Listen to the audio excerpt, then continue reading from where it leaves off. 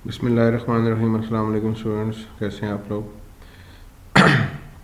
अच्छा, next topic जो हमने स्टडी करना है ना आज, वो है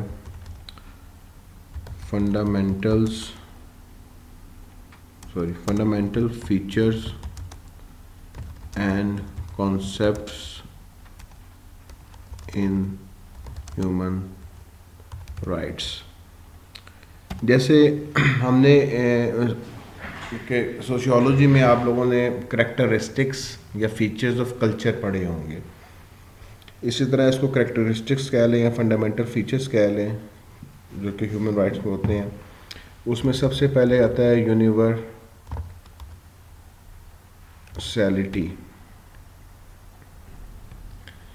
अब देखो, जैसे हमने पहले बात की अब राइट्स हर जगह पे हैं, हर कंट्री में है human rights. In every corner आपको ह्यूमन राइट्स मिलेंगे, every corner of the world. अब आता क्या इशू क्या आता है, but they are not same. Grounds के हैं वही बात जो हमने लास्ट टाइम डिस्कस की, due to legal, moral and social foundation of human rights. अब देखो, rights are limited as to where and when they apply. However human rights do not have limitations, they are universal. Limited है कहाँ पे apply होना है, कहाँ पे नहीं होना, बट यूनिवर्सल है। कहीं पे एक चीज़ अप्लाई हो रही है और कहीं पे नहीं हो रही। Universality ensures that each person has human right which are always available to them everywhere. दुनिया में हर इंसान जब वो पैदा होता है तो उसके साथ ही उसके ह्यूमन राइट्स शुरू हो जाते हैं। अप्लाई किसको नहीं करते? जो डेथ हैं, वो चलेंगे दुनिया के। अब आपके पास देखो, the distinguished them from most other rights which are limited in some way by, for example, being old enough to attend schools for student rights. अब देखो, बूढ़े बंदे को भी एजुकेशन का राइट है, लेकिन एज फैक्टर आता है, अक्सर जगह पे एडमिशन नहीं मिलता, एज रिस्ट्रिक्शन लगाई जाती है। क्यों?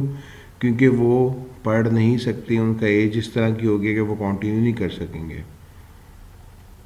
ठीक है, फिर एक सिटीज़न, आप पाकिस्तानी नेशनल हो तो आप वोट दे सकते हो, अगर आप कहीं और के नेशनल हो, पाकिस्तान में रह रहे हो, तो आप वोट नहीं दे सकते।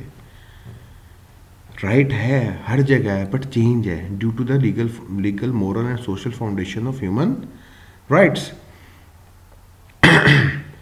अब इसे देखो, everyone has human rights and can claim, but precise composition of such claims depends upon where the person is.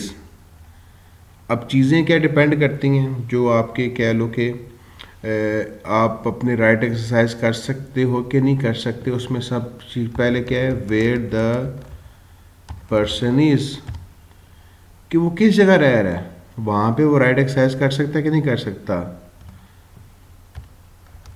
Who they are, कौन है वो, सिटीजन है कौन है, and what right they possess। ये तीन सिनेरियोज हैं। In other words, while fundamental human rights are the same for everyone. देखो, फंडामेंटल राइट्स है, जैसे एजुकेशन के राइट्स हैं, हेल्थ के राइट्स हैं, वो फंडामेंटल है, फ्रीली अप्लाई सकते हो, फंडामेंटल राइट्स हैं, वो हर कंट्री के सेम होंगे। The actual rights a person enjoys depends on a number of factors. देखो, further a person ability to access the right depends on which country they are in, and citizens have slightly different rights to non citizen. आप UK में पढ़ने के लिए जाते हो, आपको right they रहे हैं पढ़ो, लेकिन उनका फीस स्ट्रक्चर जो वहाँ के सिटीजन उनका डिफरेंट होता है, इंटरनेशनल स्टूडेंट्स का डिफरेंट होता है। It may also depend on the age and gender of the person. Childrens के डिफरेंट हैं, वुमेन के डिफरेंट है, माइनॉरिटीज़ के डिफरेंट है, डिसेबल लोगों के डिफरेंट राइट्स हैं। It may depend on the situation, for example right change where there is a conflict. जब कॉन्फ्लिक्ट आते हैं उस टाइम भी राइट्स चेंज हो जाते हैं। तो ये सारे सिनेरियोज के हैं, बेसिकली यूनिवर्सैलिटी है, बट कहाँ पे एक्सरसाइज होता है कहाँ पे नहीं है वो इन चीज़ों पे डिपेंड करता है, where the person is, who they are and what right they possess. Same like culture की हमने बात की ना, यूनिवर्सैलिटी आती है, इसी तरह ह्यूमन राइट्स भी यूनिवर्सल हैं बट रिलेटिव भी हैं, ऑन द सेम एंड के थोड़े डिफरेंस भी है।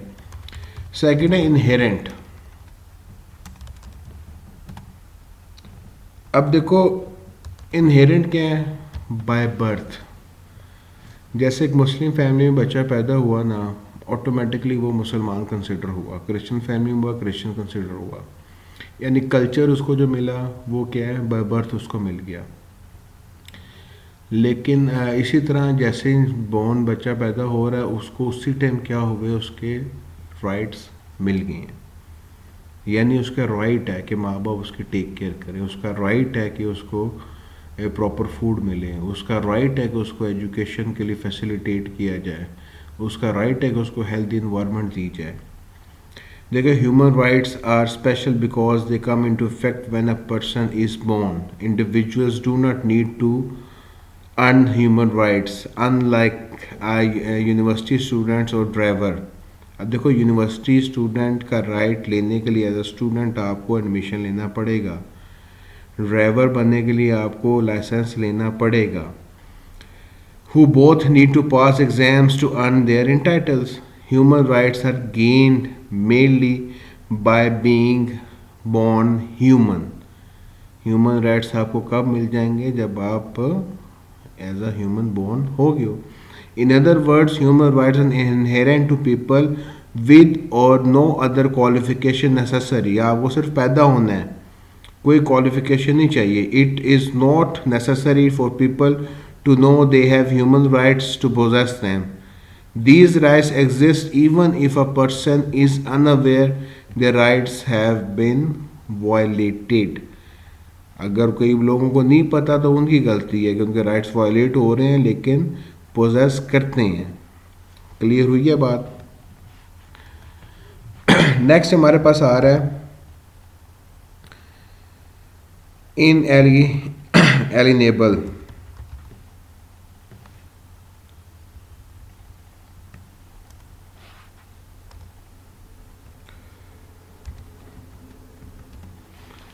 अब देखो इनएलिनेबल क्या है, inalienable it is impossible for everyone to lose their human rights unless they die. यानी ये चीज़ ख़त्म नहीं हो सकती, ये रहनी है। हाँ बंदा मर गया चला गया दुनिया से तो ख़त्म है। देखो बहुत ज़्यादा राइट्स हैं जो आपके ख़त्म हो जाते हैं, जैसे आप स्टूडेंट हो, डिग्री हो गई है, आपके स्टूडेंट के राइट्स ख़त्म हो गए। आप ड्राइवर हो, आपका ड्राइविंग लाइसेंस ख़त्म हो गया, आपका ड्राइविंग लाइसेंस ख़त्म हो गया। आप वकील हो, आपका वकालत का लाइसेंस ख़त्म हो गया, आपके ख़त्म हो गया है, मतलब वकील नहीं रहे, आपका राइट नहीं है केस लड़ सको। और ह्यूमन के राइट्स तब भी ख़त्म होते हैं जब ह्यूमन ख़त्म होता है। जब तक ह्यूमन जिंदा है वो राइट्स पोजेस करेगा। Inalienable does not mean a person can never lose any right, as often the number of rights a person is entitled to can change. For example, when a person turn 18 they lose their children rights and their status will change.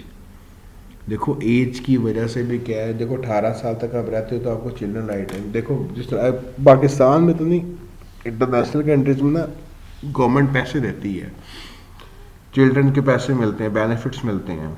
जब 18 साल का होता है तो वो status change हो जाता है, आपका वो राइट क्या हो गया, ख़त्म हो गया। क्यों ख़त्म होता है?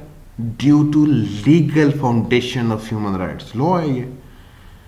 देखो they lose their children rights and their status will change. In these cases subjects would still retain human rights, लेकिन ह्यूमन राइट्स बाकी हैं उसके रहेंगे।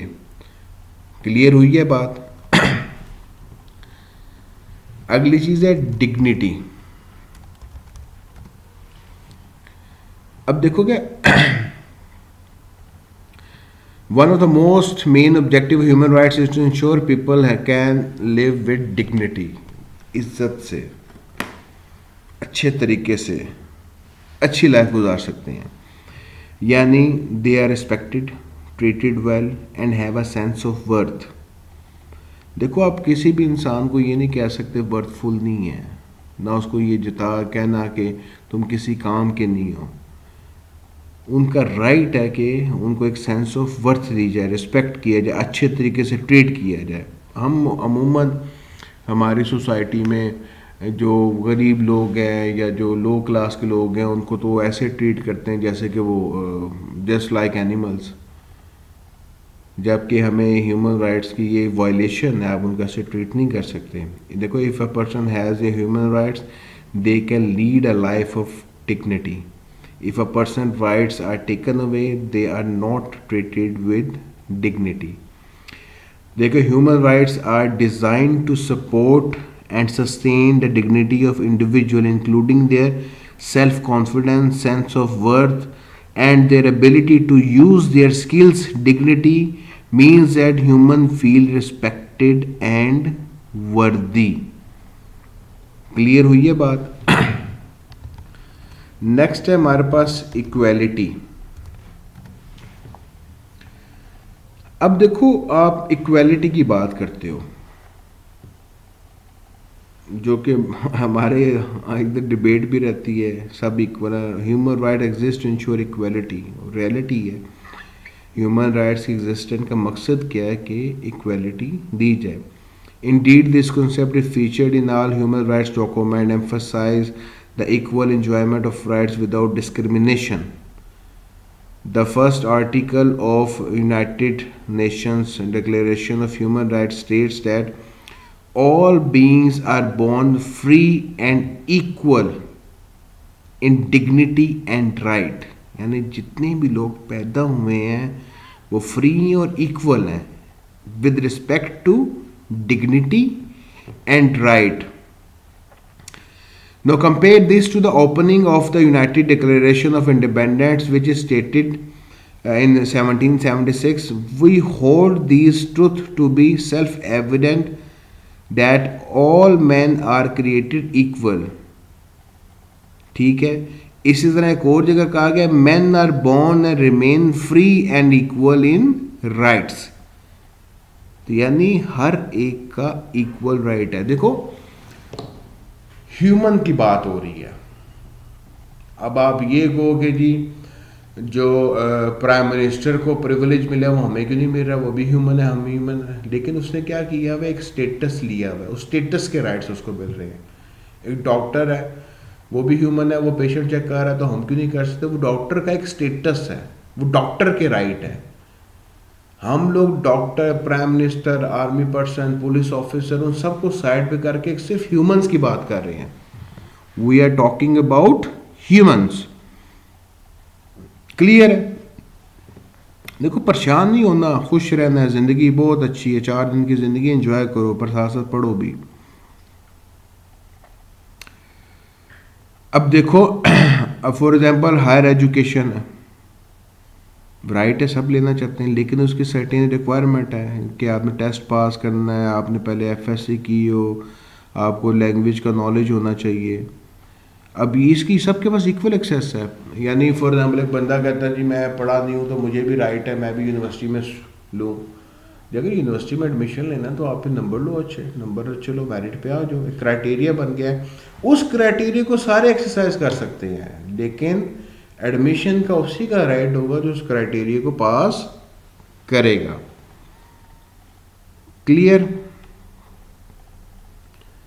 ये हमारे पास कुछ चीज़ें थी जो कि हमारे पास कह लो कि fundamental features and fundamental features concept of human rights पे हमने बात की थी, जिसमें हमारे पास यूनिवर्सलिटी इनहेरेंट है, इनएलिएनेबल है, डिग्निटी है और इक्वलिटी है।